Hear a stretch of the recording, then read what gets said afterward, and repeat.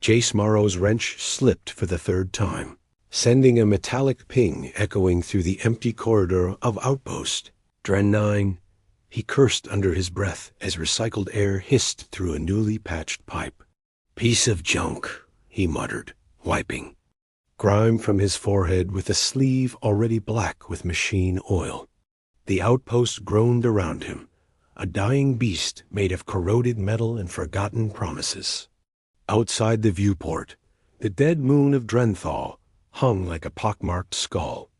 Against the starfield, 15 months alone on a decommissioning assignment that should have taken 6. The company had forgotten him here, or decided he wasn't worth the fuel for extraction. Either way, Jace had stopped checking for messages months ago. The rattling in the walls started again as he packed up his tools.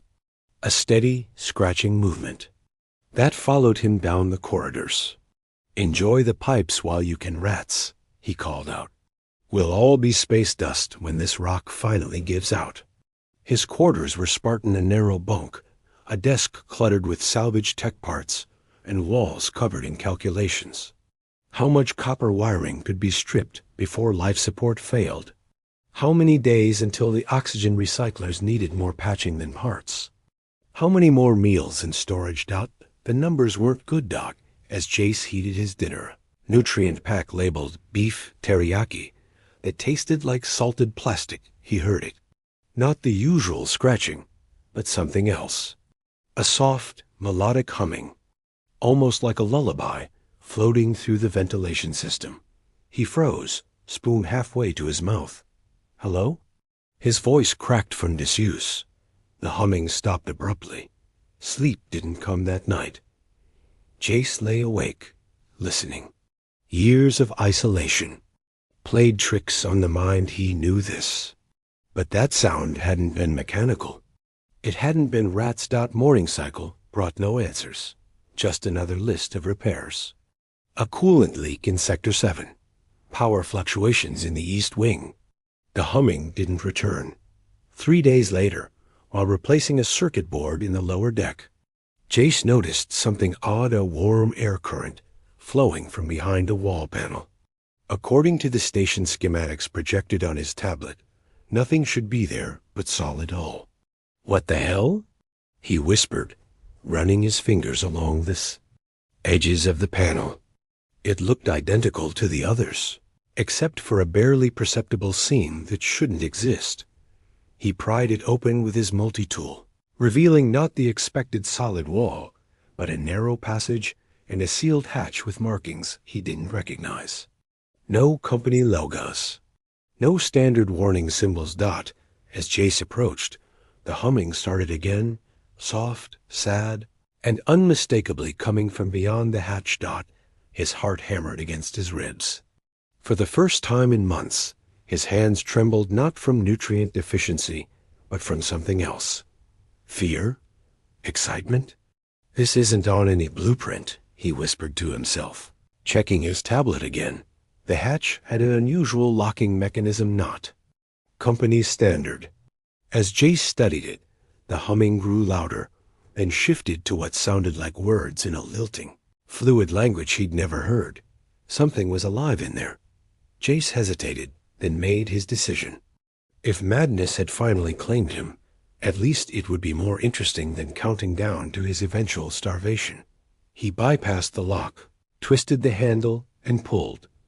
The hatch swung open with a hiss of pressurized air. Luminous, violet.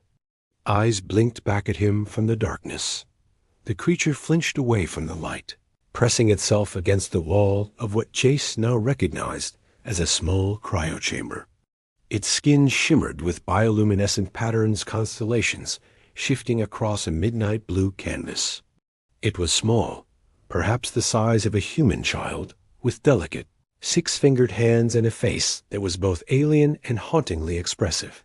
"It's okay," Jace said softly, though he knew it couldn't understand him. "I won't hurt you." The being's eyes, 3 of them, arranged in a triangle, studied him with intelligence that transcended language. It spoke again, the words flowing like water, rising and falling in complex patterns. Jace's universal translator Standard company equipment produced only static. This language wasn't in its database. He pointed to himself. Jace, the alien, hesitated, then mirrored the gesture, touching its chest. Elenth. From what Jace could see of the chamber, it was nothing like company tech. Far more advanced, with crystals embedded in the walls that emitted a soft blue glow. The preservation system was elegant, alien and clearly failing. Frost patterns crept along the edges, and several crystals had darkened. Elenth took a tentative step forward, then collapsed. Jace caught the small form instinctively. It weighed almost nothing, like holding a bundle of hollow bones and light. Back in his quarters, Jace scanned through the station's historical archives as Elenth slept, wrapped in his spare thermal blanket. The outpost's history was spotty, repurposed multiple times, handed off between corporations and governments as the sector's strategic value waxed and waned. One file caught his attention, a classified diplomatic incident from 37 years. Go. The Luminary Delegation, a peaceful spacefaring species, known for their bioluminescence and advanced technological knowledge, had vanished en route to peace. Talks during the corporate wars. The file contained a single image of the Luminary. Ambassador. The resemblance to Elenth was unmistakable. You're a Luminary, Jace whispered, looking at the sleeping form. Everyone thinks your people were wiped out. Elenth stirred, eyes opening. The alien child looked around the room, taking in the human technology with evident curiosity. When those violet eyes settled on Jace, there was something like recognition. Protector? Elenth asked in halting, accented standard, surprising Jace completely. You speak our language? Learning ... while sleeping. Elenth tapped the side of its head. Slow learning. Cryodream. How long were you in there? Jace asked. Elenth's bioluminescent patterns dimmed. Parents put me there. Said stay until safe. Not safe yet? Jace felt something crack inside him, something he'd thought long dead. The war's been over for decades, but I think your parents never came back. Elenth's 3 eyes blinked in sequence, processing this information. Last of Luminary? Before Jace could answer, the station's proximity alert blared a sound he hadn't heard since arriving. Someone was docking with the outpost. The station manifest flashed on. His console, corporate security vessel, authorized personnel only. No one scheduled, Jace muttered, checking the external cameras. A sleek black ship with minimal markings was attaching to the main airlock. Elenth's patterns flashed with alarm. Bad ones, the hunters. They find Luminary. We disappear. How? Would they know you're here? Jace asked, but even as the words left his mouth, he noticed a blinking light on his tablet. His routine system diagnostic had automatically logged the power surge when the cryo chamber activated. They had been monitoring all along. Asterisk, the security feed showed 4 figures in unmarked tactical gear entering through the airlock. Their movements were practiced, efficient, not salvage crews or company inspectors. They moved like hunters. We need to go. Now. Jace grabbed his emergency pack, always ready, a habit from years of working unstable outposts. He thrust his tablet into Elenth's hands. Can you read this? The station schematics? Elenth's eyes scanned the screen, bioluminescent patterns pulsing rapidly. Yes, similar to Luminary mind mapping. Good. We need a route to the maintenance bay. There's an old shuttle there. Jace checked his stunner standard issue barely. Charged. Against tactical gear, it would be useless. As they slipped into the corridor, Elenth suddenly froze, head tilted as if listening. Wait, something else in systems. What do you mean? Station is ... thinking. Old thoughts. Elenth's fingers traced patterns in the air. Can feel it, like echoes. The outpost's lights flickered, then stabilized at half power. Emergency protocols engaged without Jace's input. That's impossible, Jace whispered. The AI core was stripped years ago. Elenth shook its head. Not AI. Different. Older. Its patterns shifted to deep violet. It knows me.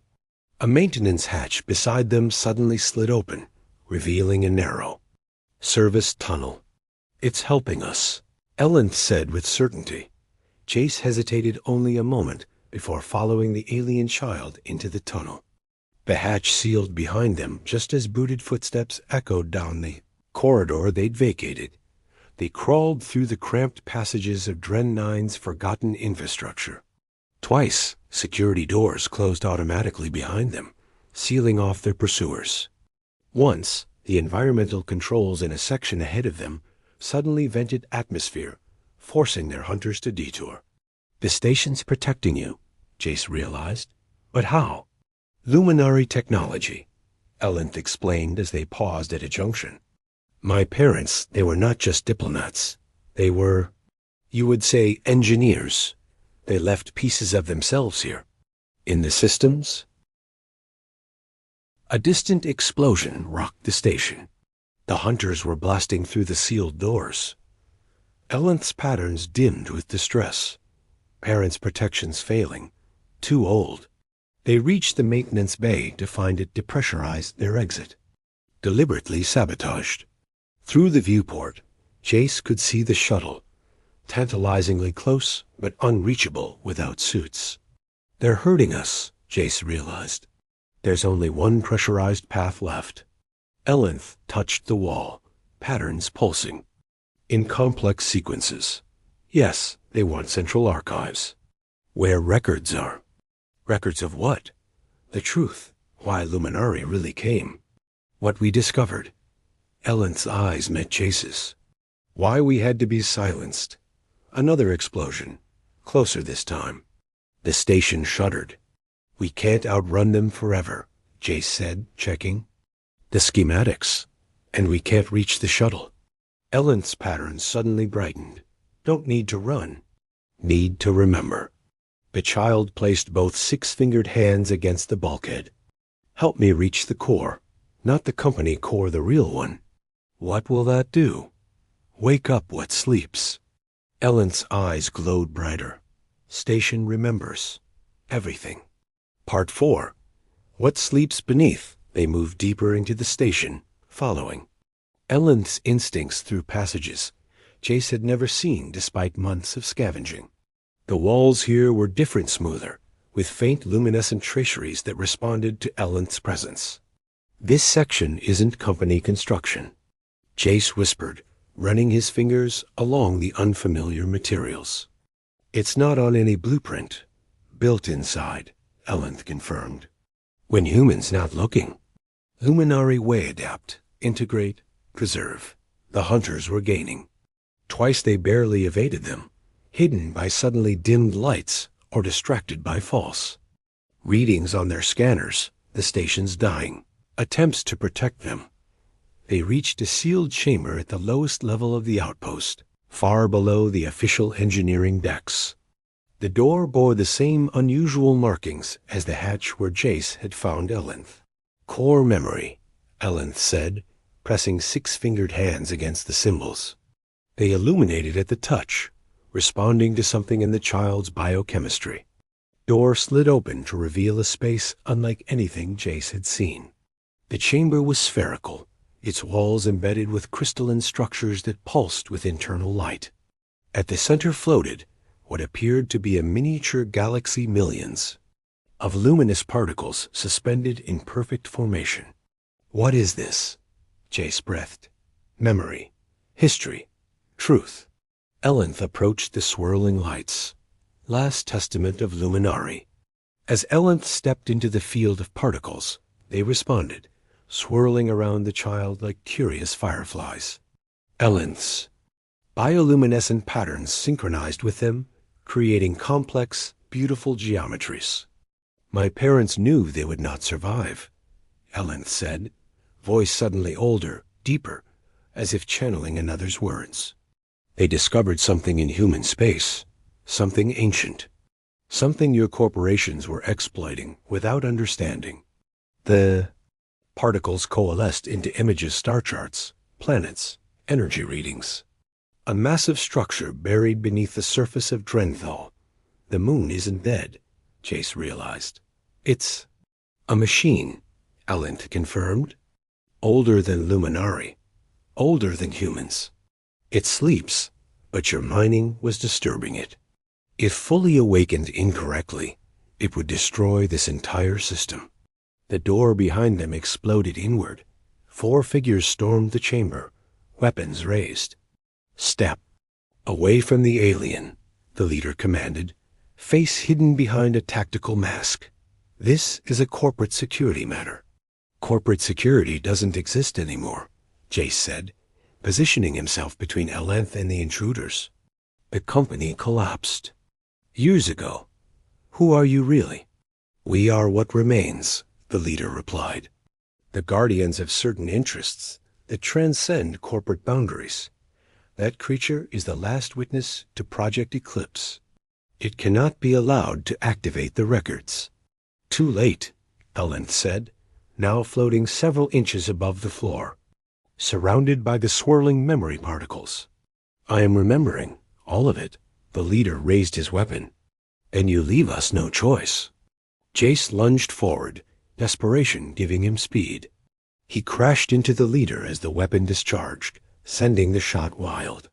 It struck one of the crystal structures, which shattered with a high-pitched whine. The chamber trembled. The memory. Particles flared blindingly bright. No, the leader shouted. You fools!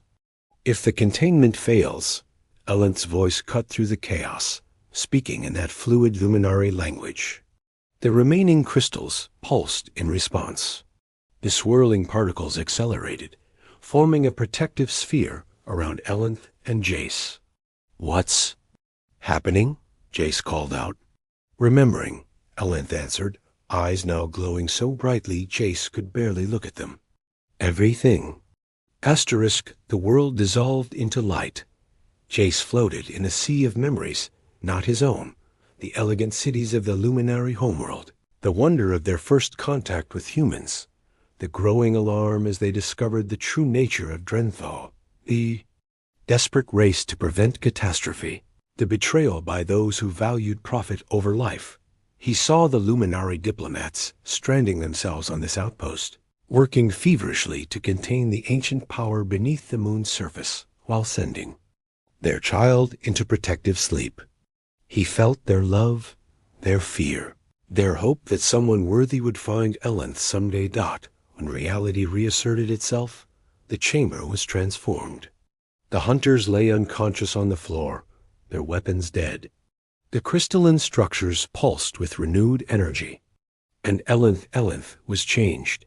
The child's form shimmered with concentrated light, patterns flowing across skin with new purpose and awareness.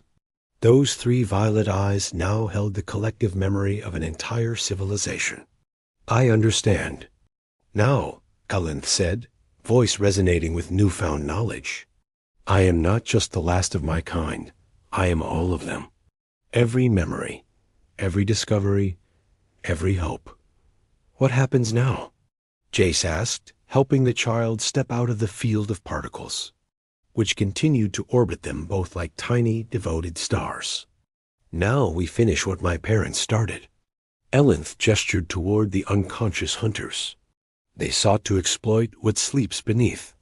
Others like them still exist. The danger remains. The station systems came fully alive around them, displays, lighting up with schematics, data, calculations. The outpost groaned, but differently, now not in decay, but in renewal. The station, it's repairing itself, Chase realized. Luminary technology, integrated with human construction, designed to sleep until needed. Elent touched a wall panel, which responded with flowing light. It will serve as our home while we work. Our home? Elent's patterns shifted to a warm amber. If you choose to stay, Jace Morrow. My people believed in partnerships. They would not have preserved me without hoping I would find allies. Jace looked around at the awakened chamber, at the unconscious hunters who had nearly killed them, at the small being who carried the legacy of an extinct civilization. For the first time in years, he felt something beyond survival. Purpose. Connection. "I'll stay," he said simply. 3 days later, the hunter's ship departed on autopilot, its crew locked in stasis. Programmed to reach the nearest Galactic Alliance outpost with a data package that would expose the conspiracy that had silenced the Lumina RI dot. As Jace and Ellen stood at the viewport watching it go, the station hummed around them, not with the creaking of decay, but with the steady rhythm of renewal. Below them, the dead moon of Drenthal seemed less threatening, its ancient secret now guarded by unlikely allies. "There will be others," Jace said. "When that ship reaches the Alliance, when the truth comes out ... "Yes," Ellen agreed, patterns shifting thoughtfully. "Some will come to help, some to hinder, some simply to learn." The child looked up at Jace. "But we will not face them alone." Outside, stars glittered like the memory particles that now orbited the station in a protective constellation, a beacon for those who might understand, a warning to those who would exploit .JAC. He smiled at the being who had changed everything. No more blaming noises on rats. Ellen's patterns rippled with what Jace now recognized as laughter. "No, now we make our own noise, loud enough for the galaxy to hear." In the depths of the station, systems long dormant continued to awaken. And deep beneath the surface of Drenthal, the ancient machine slumbered on no longer, in danger of disturbed awakening, but protected by the unlikeliest of guardians, a forgotten maintenance technician and the last child of starlight. Asterisk.